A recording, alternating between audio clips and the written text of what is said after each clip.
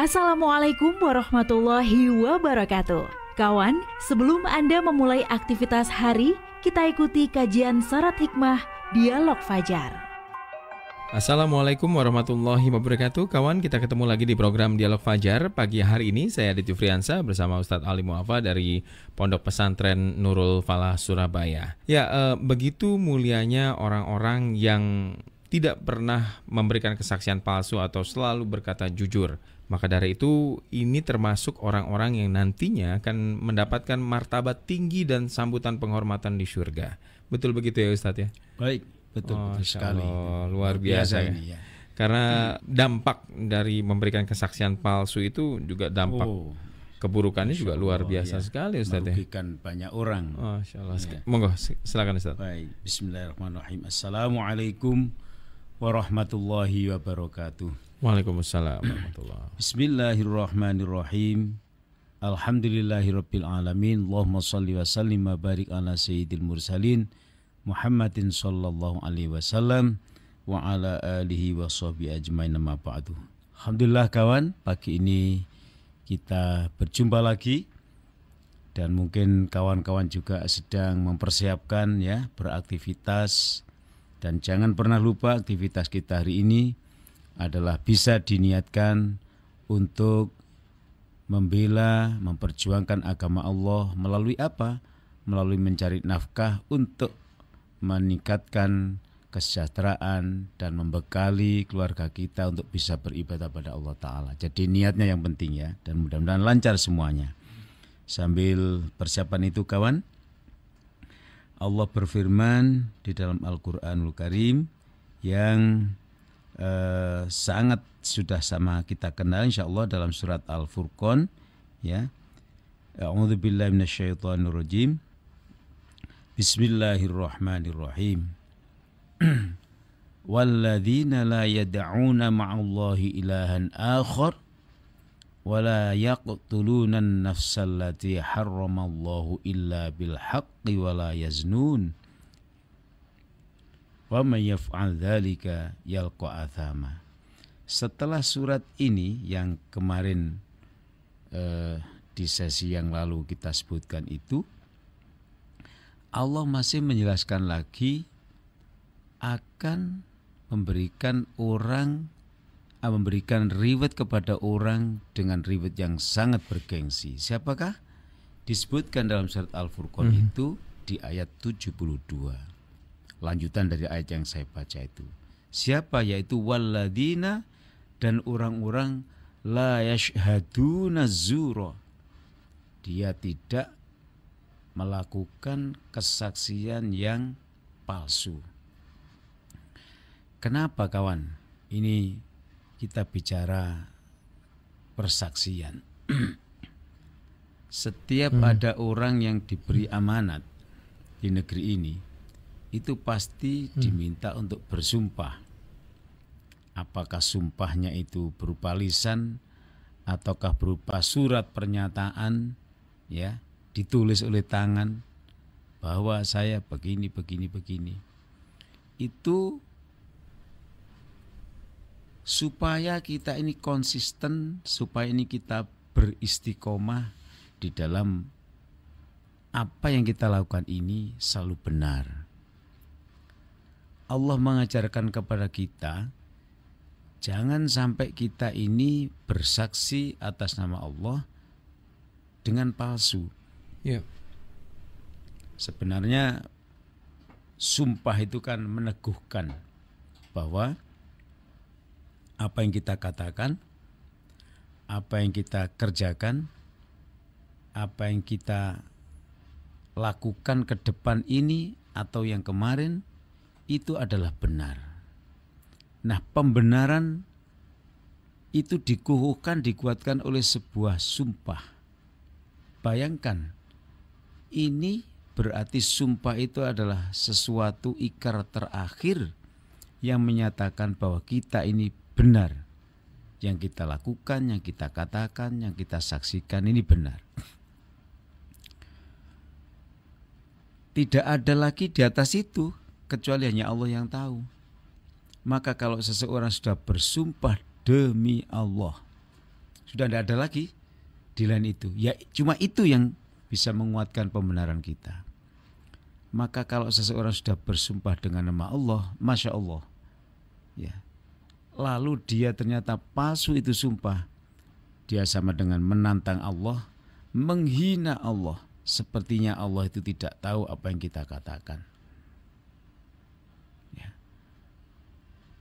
Orang yang mengatakan sumpah itu akan dianut, akan dipercaya oleh orang. Kalau sumpahnya itu dimasukkan, diumumkan di televisi, maka orang seluruh Indonesia menyaksikan bahwa dia adalah orang baik, orang benar maksudnya ya. Dengan sumpahnya itu.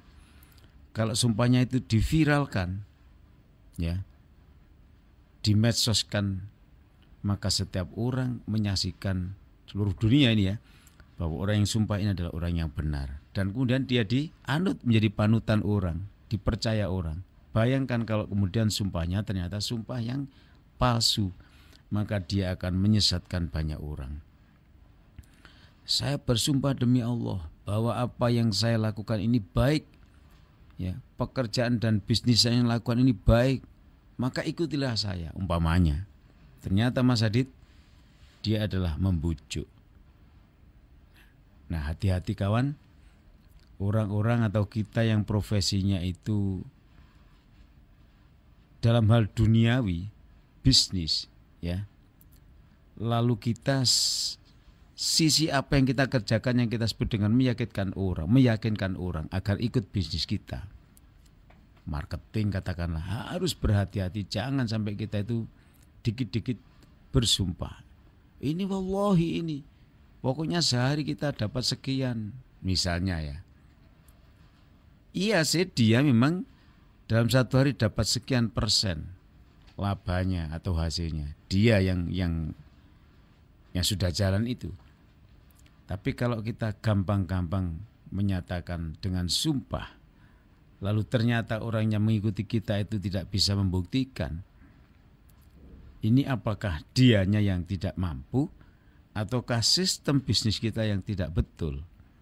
Jika yang terjadi sesungguhnya adalah sistem bisnis kita yang tidak menjamin untuk memperoleh apa yang kita janjikan dengan sumpah itu, ini bisa masuk kategori sumpah palsu. Persaksian yang menyesatkan.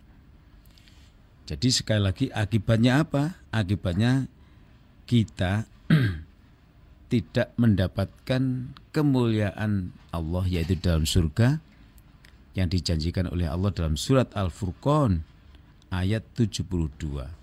Ya, dan nggak tahu Ustaz ya, ini kan kata-kata demi Allah itu kan sering kita dengar, bahkan di anak-anak kecil sekalipun sering mengucapkan itu ya. Jadi bahasa pasaran. Padahal akibatnya luar biasa kalau tidak apa-apa yang harusnya kita lakukan mungkin sebagai orang tua gitu. Ya. Jadi begini, kalau terhadap anak-anak itu pandai bersumpah itu ya karena meniru lingkungan. Itu kan sudah jelas. Ya. Tokoh dunia yang ahli pendidikan, ya, yaitu Nabi Muhammad SAW, itu mengatakan anak itu bisa baik, ya. Anak itu asalnya fitrah kan, fitrah suci. Tetapi anak ini bisa menjadi Yahudi, Majusi, Nasrani, artinya menjadi orang yang tidak suci lagi. Itu faktor utamanya adalah lingkungan. Lah lingkungan yang terdekat itu oleh Nabi disebutkan adalah ayah dan ibunya. Ya. Nah sekarang belum tentu anak yang ini lingkungan terdekat anak ini ayah ibunya belum tentu. Mungkin pembantunya, mungkin apa ini namanya? Handphone di tangannya dan lain-lain. Itu lingkungan terdekat yang akan mendidik dia. Mungkin juga dia melihat film anak-anak atau apa yang di situ ada ajaran-ajaran yang dikit-dikit sumpah. Nah, maka kita harus mampu mendidik anak itu dengan tentu dengan bahasa anak.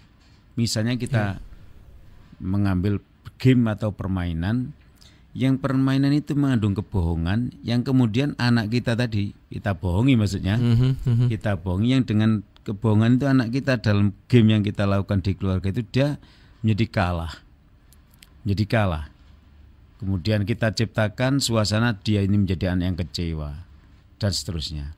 Setelah itu dia sudah merasakan akibat permainan yang buruk ini, ya, akibat sumpah atau ya janji yang buruk yang saya lakukan, yang kita lakukan, anak itu menjadi sedemikian kacaunya, menyesal dan lain-lain. Nah, kita tinggal membalik. Maka jangan sekali-kali kita ini menjustis pada diri kita sendiri, sok benar, bahkan bersumpah, ya.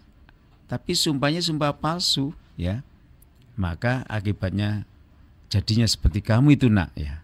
Maka kau jangan pernah sekali-kali, nah, dan seterusnya. Jadi anak-anak itu kalau kita mendidik anak-anak, ditunjukkan kepada faktor atau imbas atau akibatnya, itu lebih gampang dia menerima. Tapi kalau kita bilang jangan jadi pembohong kamu, jangan jadi, nggak masuk di akalnya dia itu. Semua dilarang. Itu Mas Adit. Nah, akhirnya kalau kita biarkan dia terkontaminasi oleh lingkungan yang dikit-dikit sumpah, ini bahaya. Rasulullah itu kalau dengan bahasa kita itu begini, ya. Orang yang gampang-gampang sumpah itu bahkan ada kecenderungan orang itu malah bukan orang yang jujur. Jadi setiap apa yang ia katakan itu membutuhkan pembenaran.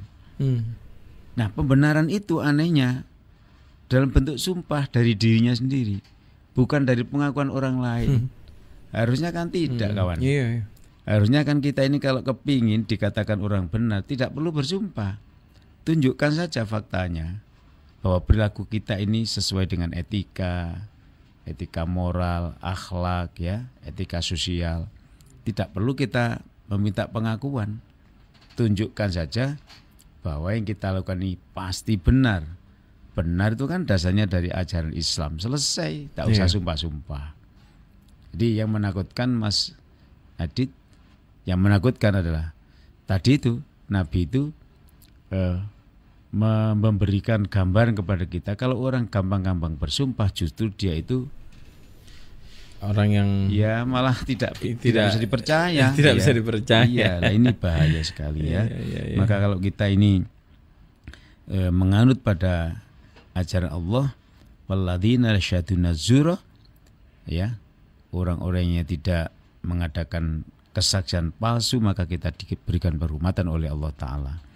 Dan wa idza marru billahwi marru kirama. Ayat 72 ya Al-Furqan. Jadi kalau ada sesuatu, ada kondisi, ada pergaulan, ada perbuatan yang itu dilakukan orang lain dan itu tidak bermanfaat, jangan nimbrung. Kita lewatkan begitu saja. Karena prinsipnya Islam itu jangan pernah melakukan sesuatu yang tidak ada manfaatnya, ya. Lagho dalam bahasa Jawa itu bahasa Arab, tapi di bahasa Jawa kan menjadi lagho. Jadi janganlah kita ini melakukan sesuatu yang tidak ada gunanya.